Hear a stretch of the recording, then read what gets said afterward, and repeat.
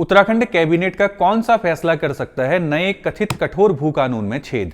Monsoon आपदा के बाद राहत के लिए घोषित 1200 करोड़ की घोषणा के बाद जमीन में आने वाली राशि जीरो क्यों है। ऐसा क्यों लगता है कि उत्तराखंड के सांसद और राज्य सरकार में कोई भी तालमेल नहीं है।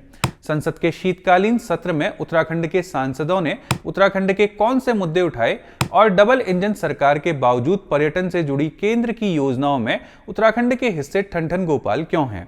नमस्कार, मेरा नाम है गिरीश और वीकली खबरबात के आज के एपिसोड में जानने की कोशिश करते हैं इन सारे सवालों के जवाब।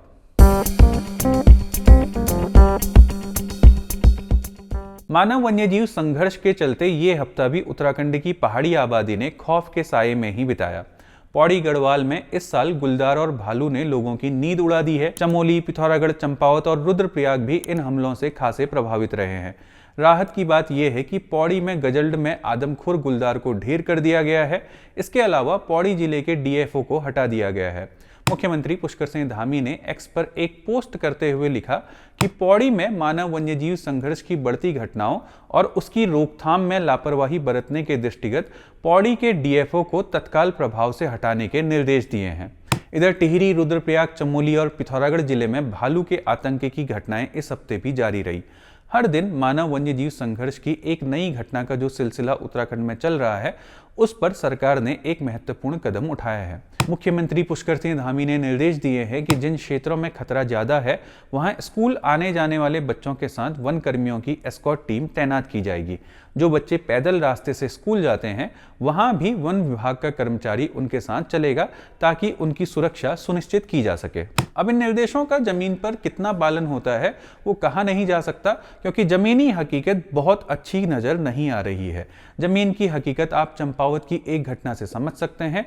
चंपावत जिले में इस हफ्ते गुलदार वन विभाग के लगाए पिंजरे में घुसा, कुत्ते का शिकार किया और रफू चक्कर हो गया। जमीन में क्या चल रहा है इसका एक और उदाहरण हम आपको और बताते हैं। स्क्रीन पर आप अंकित कंडारी की तस्वीर देख रहे हैं।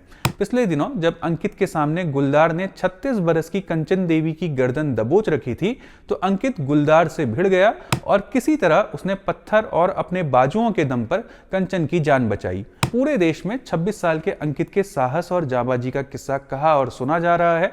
पहाड़ में रहने वाला यह युवा ग्राम प्रहरी है और उसे तनख्वाह के रूप में 2000 रुपया प्रति महीना मिलता है।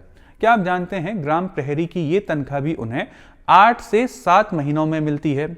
ये तो रही हमारे गांव के रहने वाले युवा के साहस की बात। अब जरा बात करते हैं हमारे साहसी सांसदों की। देश की संसद का शीतकालीन सत्र चल रहा है और उसमें हमारे राज्य के सांसदों ने भी कुछ प्रश्न पूछे तो कुछ मुद्दे उठाए। ये बात अलग है कि संसद में इस बार उत्तराखंड का नाम पूरे देश के सामने चर्चा में बिहार से सांसद रंजीत रंजन के कारण आया।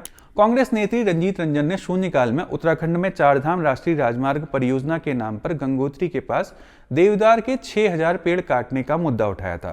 कांग्रेस सांसद ने कहा कि सरकार का तर्क है कि सेना की आवाजाही के लिए इस मार्ग को चौड़ा करना अनिवार्य है, लेकिन भूस्खलन के कारण सेना का रास्ता एक महीने के लिए बंद रहता है।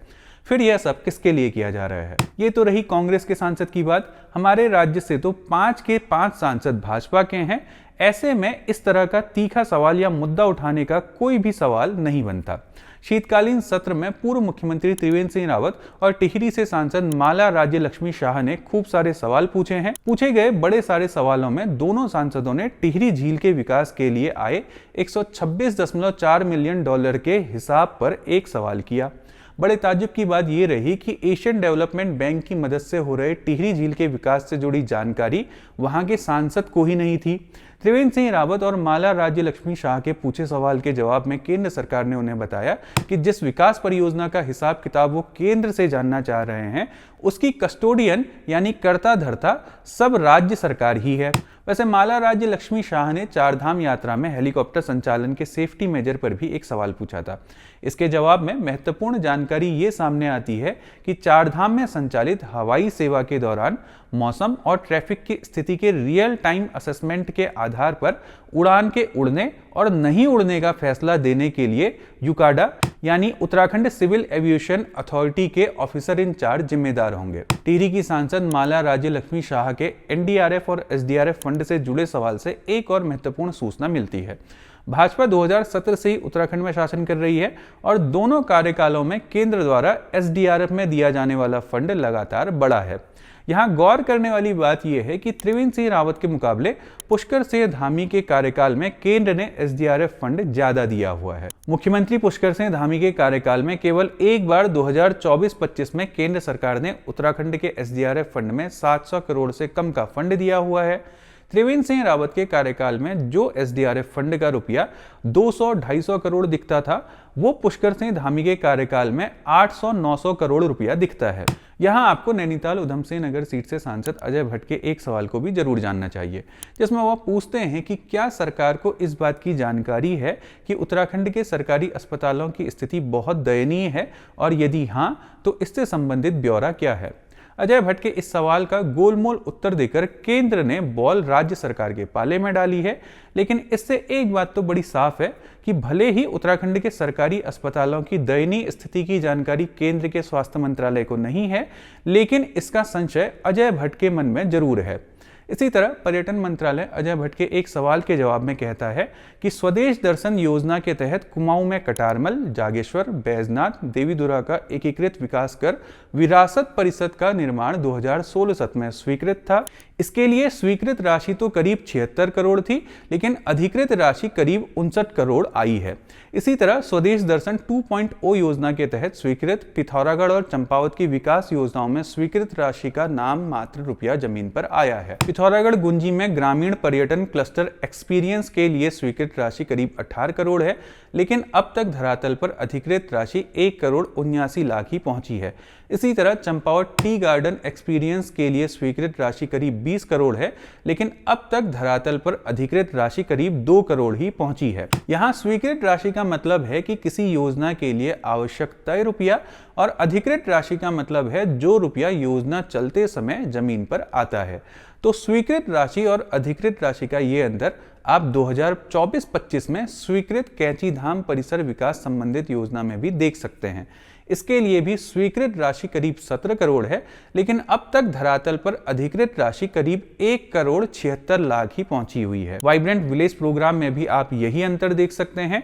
केंद्र सरकार द्वारा प्रायोजित योजनाओं में स्वीकृत और आवंटित बजट का ये अंतर आपको बद्रीनाथ, गंगोत्री, यमुनोत्री और ऋषिकेश जैसी जगहों में भी देखने को मिलता है। इस सवाल के जवाब से ये भी पता चलता है कि पिछले 10 सालों में टिहरी झील और केदारनाथ में ही स्वीकृत और आवंटित राशि में कोई अंतर नहीं रहा है, बाकी सभी जगह कुछ न कुछ अंतर जरूर रहा है। वैसे घोषणा का कितना पैसा जमीन पर आता है, उसका एक उदाहरण इस साल उत्तराखंड में आपदा के बाद प्रधानमंत्री नरेंद्र मोदी द्वारा घोषित 1200 करोड़ रुपए में भी देखा जा सकता है। उस समय तात्कालिक राहत पैकेज के रूप में पीएम मोदी ने उत्तराखंड के लिए 1200 करोड़ रुपए देने की घोषणा की थी, लेकिन उसमें से अभी तक एक भी रुपया उत्तराखंड को नहीं मिला है। इस पैकेज को लेने के लिए उत्तराखंड आपदा प्रबंधन विभाग की ओर से पोस्ट डिजास्टर नीड असेसमेंट कराया गया, जिसकी रिपोर्ट अभी तक तैयार नहीं हो पाई है। सो आपदा का पैकेज का पैसा भी नहीं आया है।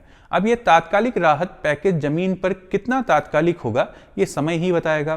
खैर, लौटते हैं संसद की ओर। तो अगर आप इस बार संसद के सत्र को देखेंगे तो प्रश्न पूछने के मामले में आपको सबसे एक्टिव पूर्व मुख्यमंत्री त्रिवेंद्र सिंह रावत, माला राज्य लक्ष्मी, डॉक्टर कल्पना सैनी और अजय भट्ट दिखेंगे। इस सत्र में अनिल बलूनी ने कोई सवाल नहीं पूछा है। हालांकि उन्होंने सदन में उत्तराखंड में बढ़ रहे मानव वन्यजीव संघर्ष की ओर सदन का ध्यान जरूर दिलाया। इसके बावजूद शीतकालीन सत्र में अनिल बलूनी की चर्चा उनकी एक तस्वीर की वजह से ज्यादा रही। इस तस्वीर में प्रधानमंत्री नरेंद्र मोदी ने उनके कंधे पर हाथ रखा है। जाहिर है इस तस्वीर के राज्य भर में अलग अलग राजनीतिक मायने निकाले जा रहे हैं। इधर राज्यसभा में महेंद्र भट्ट ने शून्यकाल में उत्तराखंड में बढ़ रहे मानव वन्यजीव संघर्ष पर सदन में अपनी बात रखी। महेंद्र भट्ट ने राज्यसभा में उत्तराखंड की गौरा देवी को भारत रत्न दिए जाने की मांग भी की। वैसे क्या आप जानते हैं, जिन गौरा देवी को आज भारत रत्न दिए जाने की मांग की जा रही है, उनका गांव रैणी आपदा की चपेट में है। आपदा की वजह से गौरा देवी के अपने गांव से उनकी मूर्ति तक 2021 में हटा दी गई थी, जिसे बाद में 2022 में फिर से गांव में लगाया गया। इस साल सरकार ने उनके गांव रैणी जाकर एक डाक टिकट भी जारी किया, लेकिन रैणी के लोगों का डर और दर्द किसी ने नहीं देखा। फिलहाल उम्मीद है कि हमारे नेता गौरा देवी को भारत रत्न दिलाने के साथ उनके गांव का भी खूब ख्याल रखेंगे। कुल मिलाकर देखा जाए तो जंगली जानवरों का मुद्दा छोड़ दिया जाए तो हमारे सांसदों ने संसद में जनता से जुड़ा कोई सीधा मुद्दा नहीं उठाया है। ये सवाल भी लोकसभा में केवल बलूनी और राज्यसभा में महेंद्र भट्ट ने ही किए, जबकि बिहार की सांसद रंजना ने भैरव घाटी में पेड़ काटने और यूपी के चंद्रशेखर रावण ने महीने भर से दून में चल रहे वकीलों की बात की थी। इधर चारधाम सड़क योजना के तहत भारत चीन सीमा को जोड़ने वाले गंगोत्री हाईवे पर अब 6,800 के बजाय 1,413 पेड़ काटने की बात सामने आ रही है। पेड़ों को बचाने के लिए केंद्रीय सड़क परिवहन और बीआरओ के बीच हाईवे की चौड़ाई को 12 मीटर के बजाय 11 मीटर रखने की सहमति बन गई है। बीआरओ कमांडर राजकिशोर सिंह ने बताया कि सड़क की चौड़ाई कम होने से अब 1,413 पेड़ों का ही कटान होगा, जबकि 1,202 पेड़ों को ट्रांसप्लांट यानी एक स्थान से दूसरी जगह शिफ्ट किया जाएगा। खैर, आखिर में बात करते हैं उत्तराखंड कैबिनेट के उस फैसले की जो उसके कथित कठोर भू कानून में ही छेद कर सकता है। बीते बुधवार को हुई कैबिनेट बैठक में कुल 19 प्रस्तावों पर मुहर लगी है, जिसमें मुख्य रूप से उत्तराखंड सरकार ने जन विश्वास नियोजन एक्ट को मंजूरी दी है। इसके तहत छोटे छोटे अपराधों में कारावास की सजा को समाप्त करते हुए सिर्फ अर्थदंड का प्रावधान किया जाएगा। उत्तराखंड कैबिनेट के एक फैसले के अनुसार अब राज्य में पर्यटन विकास को बढ़ावा देने के लिए एक और फैसला लिया गया है, जिसके तहत अब रिजॉर्ट बनाने के लिए बिना लैंड यूज बदले ही खेती की जमीन का इस्तेमाल किया जा सकता है। पहले एग्रीकल्चरल भूमि पर रिजॉर्ट बनाने के लिए लैंड यूज चेंज करने की जरूरत होती थी, लेकिन अब लैंड यूज चेंज किए बिना ही कृषि भूमि के इस्तेमाल के प्रस्ताव को मंजूरी मिल गई है। इसके साथ ही रिजॉर्ट निर्माण के लिए रोड की चौड़ाई के मानकों को भी घटा दिया गया है।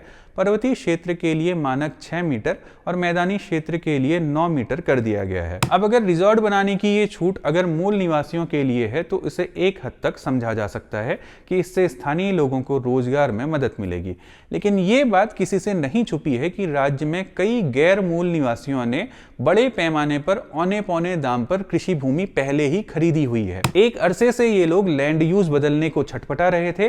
कैबिनेट का ये फैसला ऐसे लोगों के लिए नया रास्ता खोल सकता है। हालांकि अभी तक ये साफ नहीं है कि सरकार किसे इस छूट का फायदा देगी। फिलहाल जिस तरह से खबरों के फैसले की भाषा है, उससे निश्चित ही सरकार का ये फैसला उसके अपने ही कथित कठोर भू कानून में छेद कर देने का खतरा रखता है।